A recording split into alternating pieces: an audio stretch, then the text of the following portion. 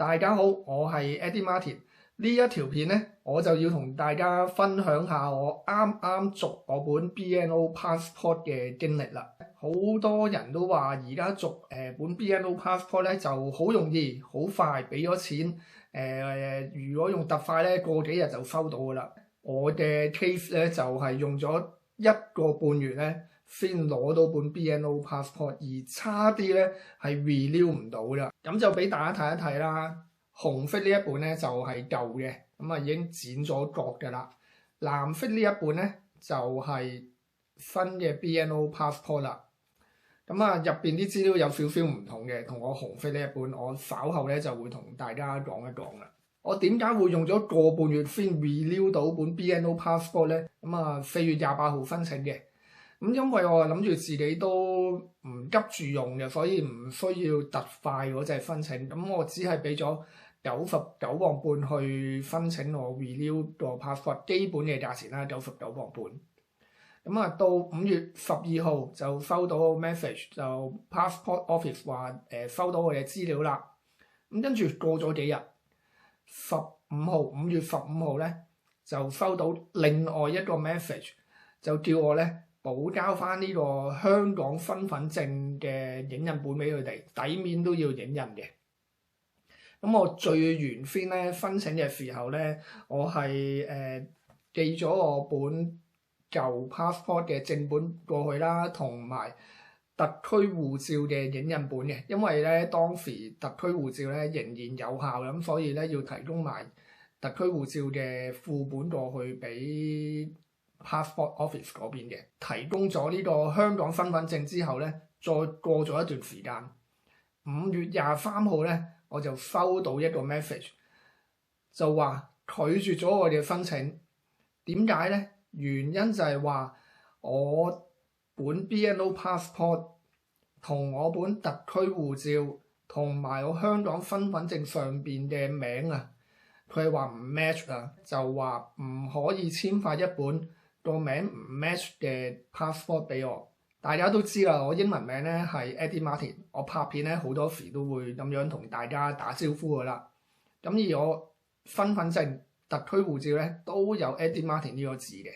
咁啊當然包括埋我中文譯名啦。咁啊 total 有5組英文字喺入邊嘅。身份證同埋特區護照嘅次序咧就係中文名行先啦，跟住英文名。呢個係好多香港人個排法都係咁樣嘅啦。譬如叫陳大文、阿的咁樣，咁如果英文咧就會係 Diamond Dick Chan 咁樣嘅。但係咧，我本英國護照，甚至乎我其他嘅官方文件啊，由我一出世開始咧，就已經係英文名行先，跟住中文名，跟住到個姓。即係話，如果陳大文叫阿的嘅話咧，佢個名就係的 Diamond Chan， 就係咁樣啦。咁變咗，即係陳大文佢個的字咧，有時就擺咗喺前邊，有時就擺咗喺後邊。出現呢個情況之下咧，咁啊 passport office 就所以咧唔肯簽發一本 renew 嘅 BNO passport 俾我。咁佢有提供個解決方法嘅，佢就叫我咧去揾翻法定機構啦，香港嗰邊嘅法定機構。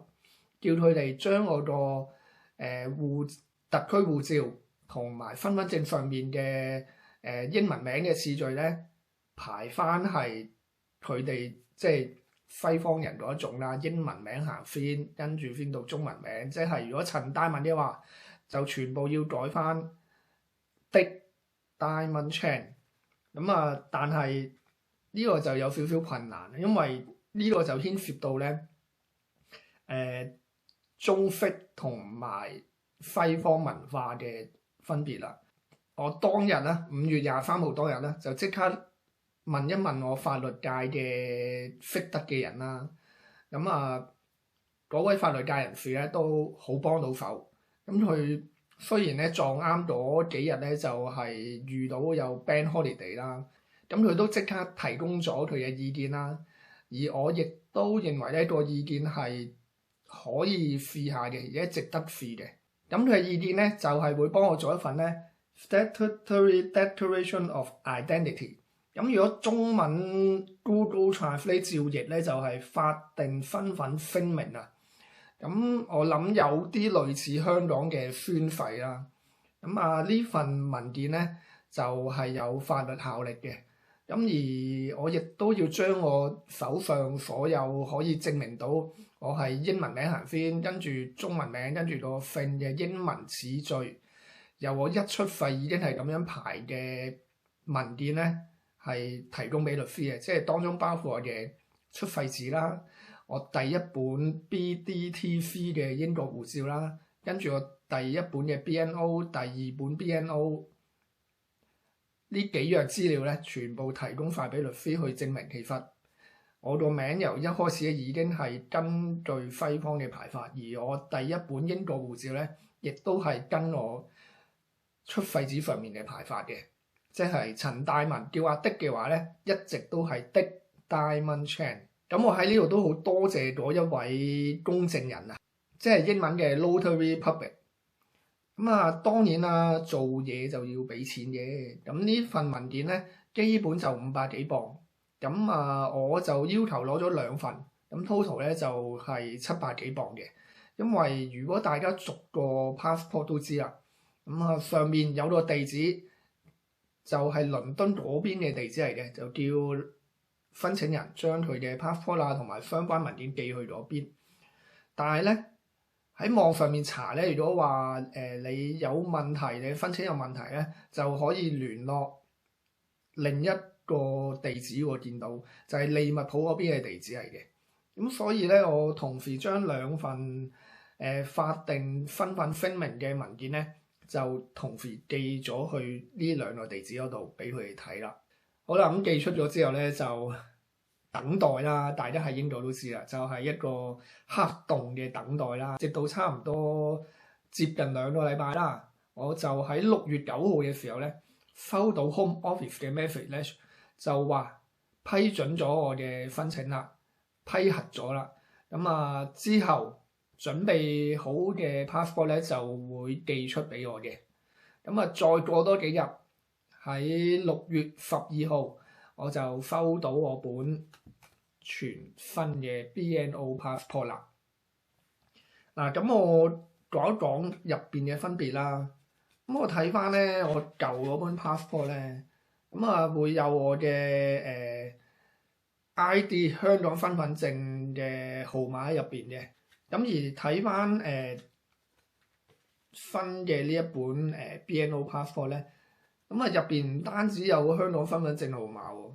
入邊仲有埋我特區護照嘅號碼，亦都有埋我特區護照係幾時到期，甚至乎咧佢係打埋我特區護照上邊嘅英文名啊，即係用中文排先嗰個英文名，即係陳大文嘅話就係 Diamond 的 Chan 咁樣啦，陳大文叫阿的嚇。好，呢個舉例啫。咁就所以咧。好清楚啦，喺呢一本護照入邊咧就有齊我個英文名中式排法同埋英式排法嘅次序咧都印咗喺入邊啦。終於呢件事咧就有驚無險啦。我都多謝期間幫助過我嘅人啦，或者俾個意見我嘅朋友啊咁樣。review咗之後咧，個心都安樂晒，因為呢個半月啦，接近個半嘅時間，一路都好擔心究竟會唔會可以 renew 到咧？因為呢個情況就比較少會出現嘅。我比較少啫，我相信我唔會係唯一一個咯。因為如果睇翻即係我出世紙嗰段時間啦，如果係同一個職員處理呢一啲文件嘅話咧，有可能當時嘅職員咧，全部都將大家嘅英文名咧係擺咗喺最前嘅，變咗我諗如果有朋友都係有即係英文名嘅話咧，如果寫咗出世紙啊，或者 passport 啊，或者香港身份證上面就留意下啦，睇下個次序咧同BNO passport 係咪一樣啦？因為我深信咧有可能出現呢個次序問題嘅人咧，唔會得我一個咯。咁啊，希望呢條片幫到大家。假設如果你係遇到名上面個排列次序有問題咧，可以用呢一個方法去嘗試嘅。咁係啊，真係要戴翻個頭盔。咁啊，我嘅 case 啊嘛，獨立 case 啊嘛，咁啊，我得啫。我唔知你遇到同一個情況之後，我 OK 咗啫。咁我唔知如果其他人或者你遇到同一個情況，用同一個做法，會唔會都會得到同一個結果嘅？咁我覺得咧，如果喺英國咧，同官方機構有一啲嘢要調解啊、要處理啊、要解釋咧，我真係會建議用法律界人士去幫手，揾律師又好啊，揾公證人又好啊，出翻一份咧官方嘅法律文件咧，去同可能移民局啊或者 Home Office 去解釋咧，你得到嘅結果咧，遠遠比你自己咧就咁寫一段文字去同佢解釋咧係有效好多嘅。咁當然啦，可能會有人覺得哇，你咁樣用800幾磅去處理呢個問題，會唔會有啲誇張咧？即係都唔係少錢啊嘛，即係扣除翻99磅半個申請費咧，呢度都用咗700幾磅噶啦。咁啊，對我自己嚟講咧，700幾磅真係好多，因為我原本咧諗住幫架車換4條胎嘅，咁而家都可能要遲啲先換得啦。咁啊，因為用咗呢700幾磅咧，我諗我要努力啲揸 Uber 做翻一段時間咧，追翻條數翻嚟啦。影片咧就講到呢度啦，希望咧各位同我一樣咧都可以順利續到本 BNO passport 啦。咁啊續到嘅話，再嚟緊下一本咧就好大機會係英國護照㗎啦。希望咧真係某啲政黨咧就唔好搞咁多嘢啦，要搞就搞非法移民。